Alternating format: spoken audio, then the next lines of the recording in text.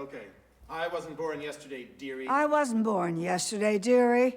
I know all about fur and all about blood. I know all about fur and all about blood.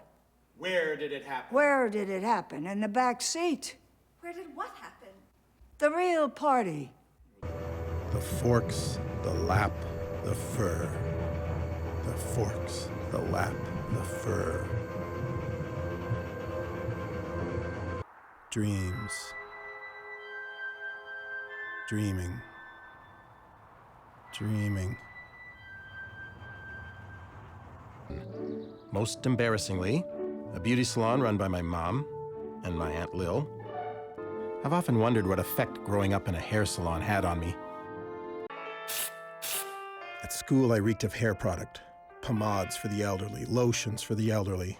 I smelled of corn plasters and barbicide, of girdles and talc, fur coats and purses, the insides of purses, the smells of female vanity and desperation.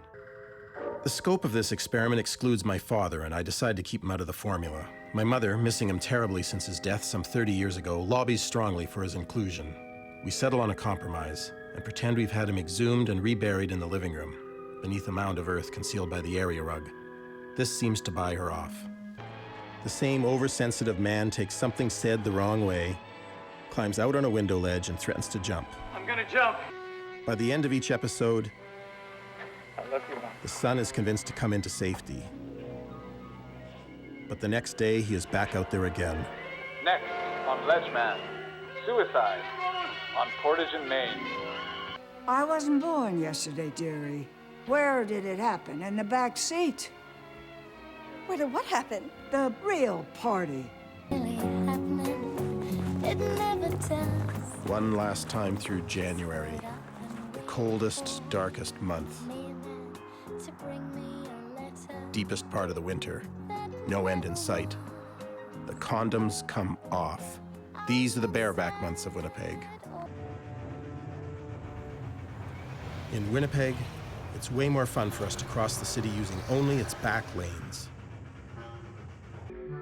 It's inside these black arteries where the real Winnipeg is found, where memories most plausibly come alive.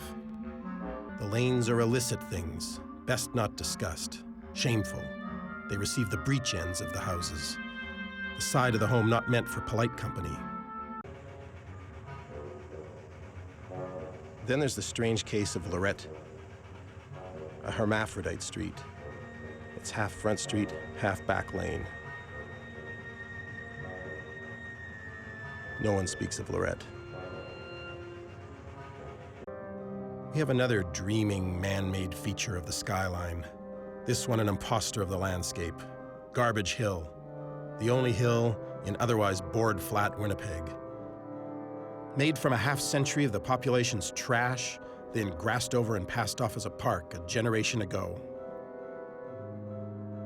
This great mound, home to tobogganing children, dreams its filthy dreams of garbage.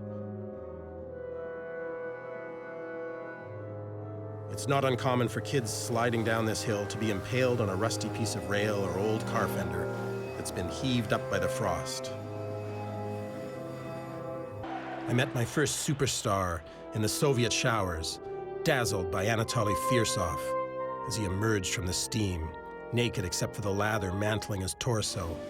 Positively smitten by him, I once stole his famed number 11 jersey, taking it home and sliding it over my nude body to take a few erotically charged secret slap shots before tossing it into the forks for fear the KGB would catch me wearing it. I nearly fainted from the touch of its fabric and the fear. Urine, breast milk, sweat, the hockey cathedral's holy trinity of odors. What was that? We brought the parakeet with us. How dare you? You were warned. Tried to be nice. Oh. You didn't listen. Oh. Go get her, Muley. Oh, get him away from me, please. Spray your filth in her hair. Oh. Get him away from me. I'll call him off if you get up and make us some meatloaf. Right now. Oh.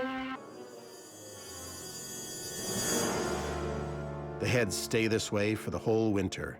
5 months at the Forks, like 11 knights on a vast white chessboard, a great public spectacle. We grow used to the sadness, simply incorporated into our days. Man pageants. The men are beautiful, the betting is heavy. What is beauty?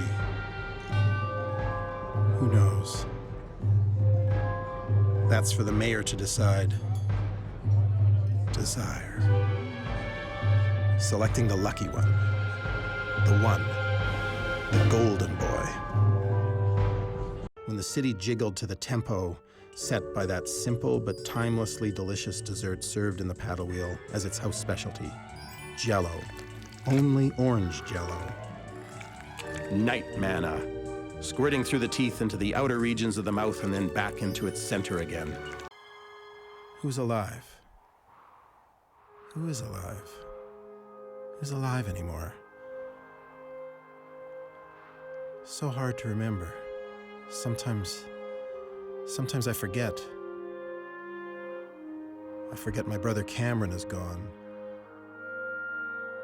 I forget my father's been gone since I was 21.